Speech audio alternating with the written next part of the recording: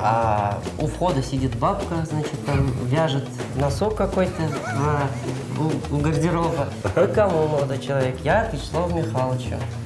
Она говорит, подождите, сейчас. Она куда-то позвонила, а я стою, что-то задумался о своем. И вдруг стоит Вячеслав Михайлович, говорит, здравствуйте, вас слушаю. И у меня, ну это как до речи, хотя я этого хотел, но он так похлопал мне по плечу, да не волнуйся, все нормально, давай, вот рассказывай, какими судьбами, что хотел и все. Вот. И он посмотрел мои эскизы, он прокомментировал это все. Он мне показал свой салон, он мне показал журналы модные. Я тогда понял, что помимо бурды есть еще журналы Vogue, Officiel, которые в то время они у нас еще не были на российском рынке, да? А он уже их привозил из Европы. И я ушел оттуда окрыленный, вдохновленный.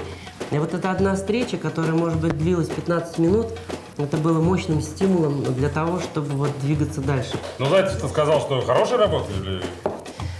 Да, работает. Может, он врал, конечно, да? Я так думаю. Ну, потому что он же тоже понимал, что, думаешь, сейчас же можно словом убить человека, да, сказать, куда ты... Вот, и он говорил, ой, какая чудесная, вот это кажется, что это можно шить из такого вот шифона летящего, да. Я такой... Я думаю, ну, на самом деле, что ли, я вот сделал так хорошо, что ему так все нравится. Вот. И могу сказать, что по сей день у нас дружба с Вячеславом Михайловичем, когда у меня бывают показы в Москве, они бывают 2 раза в год на неделе моды в Москве. Он не пропускает ни одного моего показа. Он всегда сидит в первом ряду и всегда громче всех аплодирует. И это меня очень ну, это большая честь. Я сейчас буду печь лепешки, запекать. Ага. Вот. А тебе надо будет вот что делать. Нужно будет взять ложку для того, мы будем картошку не мять, а пропускать через это сито. Как бы пробивать. Да, протирать. Ну, как вот для детей делают. Ну, я редко, но да? В принципе, да. Я смотрю, ты вообще очень быстро справился с этой задачей. Ловко получается. Да. Тут главное, основное, чтобы картошка была очень мягкая, то есть ее сразу как говорили. Да, она должна быть мягкой, горячей. Мягкая. Если она остынет, она не будет... Вот она уже начинает подостывать и плохо пробивается. Да, поэтому это нужно делать очень быстро. Тебе еще надо бы порезать зелень, да. Понял, сейчас займусь. Потом мы, значит, добавим вот наш лучок и зелень в картофельное пюре. А я, значит, пытаюсь сделать наши блинчики. И очень важно, чтобы вот муки было меньше, потому что на сковородке без масла мука начинает подгорать. Да. Поэтому вот я свой первый блин запустил. Который комом? Нет, комом, который он уже... Комом. Он уже был. Да. Вот тут квадратный. Еще у нас есть блин. Так квадратный – это мой. У нас они очень эксклюзивные получатся, очень такие авторские, да. Авторские, да. Я думаю, Лагерфельд позавидовал. Ой, вот появляются даже пузырьки вот на моих. Те самые глаза. Они так раз.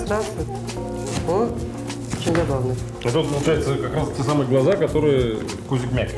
Да, наверное. Глаза в стекле. Попытайся также не очень... Мелко. Да, помельче. Так, вот так. О! Даже чуть-чуть вон.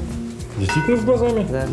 Кого интереснее одевать, мужчин или женщин? Ну, конечно, женщин. Вообще начнем с того, что я дизайнер женской одежды. Я мужской одеждой практически не занимаюсь. Почему говорю практически? Но иногда бывает, да? Там, или себе что-нибудь сошьешь, или друзьям. Нравится? Ну, да, конечно. Это же моя работа. Да, мы простые люди привыкли раздевать. Ой, тут вон даже вот цвет даже другой получился. И главное их, да, вот накрывать, чтобы они у нас не подсохли. А зелень все? Да, пускай будет вся зелень. Тем более же у нас летние костыбы. Да? Ну а как? А лучок я обдал кипятком. Ну прекрасно. Это я правильно Прекрасно. взял? Да. Чтобы не было горечи, так? Да. Половинку, я думаю, достаточно. Будет достаточно. И перемешиваем. Да, и перемешиваем это все. И еще, вот тот самый аппетитный бульон, который тебе понравился, чуть-чуть его можно добавить, чтобы у нас получилась такая масса нужной консистенции. Я думаю, что горячий сыр не бывает. Конечно. Оно уже, по-моему, Самый то. так быстро-быстро. Так, сколько бульончика? Или прямо вот так вот? Ну, на глаз. Теперь мы такое, опять разделение труда. Тебе нужно будет доставать вот это Так. все. Доставать. По одной. Да, по одной. Так, кладу Кладем.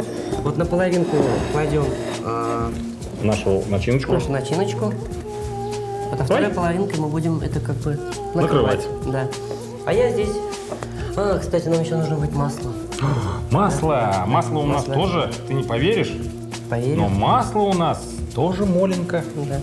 Мало того, мы доверяем наши продукты технике позис, потому что в ней они наиболее хорошо сохраняются. Масло? Прекрасно. Надо это... Растопить? Кусочек буквально растопить, для того, чтобы я мог мазать наши Костыбыки. костовыки, да. Можно опять-таки личный вопрос. Да. Ты всего добился в жизни, чего хотел? Или еще есть какие-то планы? Ну, конечно, планы есть. Планы, они помогают как-то двигаться дальше и чего-то добиваться. Конечно, масса планов на будущее. Вот. А сказать, что я всего добился, это значит встать. Просто сказать, все, я всего добился, пошел на пенсию. Мне еще как бы рано, я еще молод. Вот все как правильно, да? Гусиное перо. Вот. Понятно. Все, сейчас мы это Может быть, тебе еще одну тарелочку дать? Для. Для. Чего? Не надо? Для перо Да. положить? Ну, может быть. Да? Давай же запачкаем всю посуду, Какая есть, которая да. здесь есть, да? А почему-то мы лук именно так вот порезали, а не обжарили его? Потому что- Ну, это кто как любит. Вот мне нравится, когда хрустит вот лук. А, да? Это еще помимо того, что глаз радует, да? Еще вот эти хрусты, да, тоже важны же. Так, у меня последний кузик мяк. Отлично. Значит, дело Ближется к концу. ближется к чаю. У нас ведь есть такой рушничок, который обычно во, в деревнях. во, это вообще супер. Да, раз уж у нас сегодня деревенский праздник, надо, чтобы все Да, было... причем это, я вот тут сразу обратил внимание, у нас бабушки очень любили стразы Сваровские, они вот так вот прошивали. Вот еще. Браво! Для приготовления КСТБ нам понадобится кефир, яйцо, соль, пшеничная мука, картофель, репчатый лук и сливочное масло. Для начинки приготовим картофельное пюре. Для теста смешаем яйца, полчашки кефира, добавим пол чайной ложки соли и 3-4 стакана просеянной муки. Замесим тесто, разрежем его на кусочки, которые раскатаем в тонкие лепешки. Выпекаем лепешки на хорошо разогретой сухой сковороде до румяной корочки. Чтобы лепешки стали мягче, можно сложить их в пакет или накрыть полотенцем. Каждую лепешку обильно смажем сливочным маслом с двух сторон и сложим пополам, поместив внутрь начинку. Еще так как с тобой они большие, мы можем порезать их вот так. Да? Ну, если ты хочешь, порежь. А ты будешь прям А я прям... как дольку арбуза. Да, Вот так и буду вгрызаться в нее, пока не съем почти всю. Я тогда вот чуть-чуть. Хорошо? Ну. Да? И лучок вот этот тот, который Что надо, он, да? Хрустит. Ты добивался этого эффекта, да? Да. Хрустит. Крутит. Так как надо.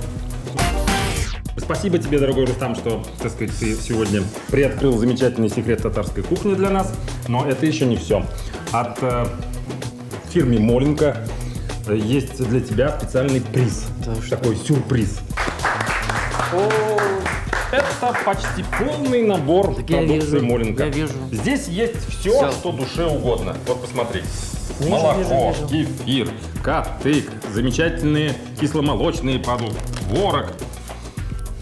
Ну, это для детей. Ну, в хозяйстве все пригодится.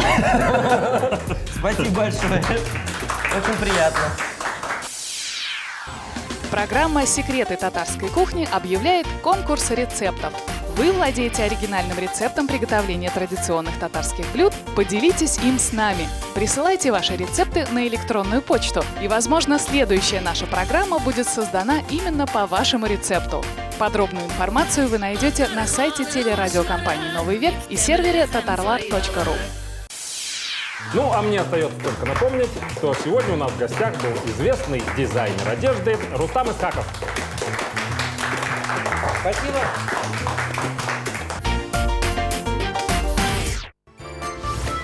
Моленка на столе – забота о семье.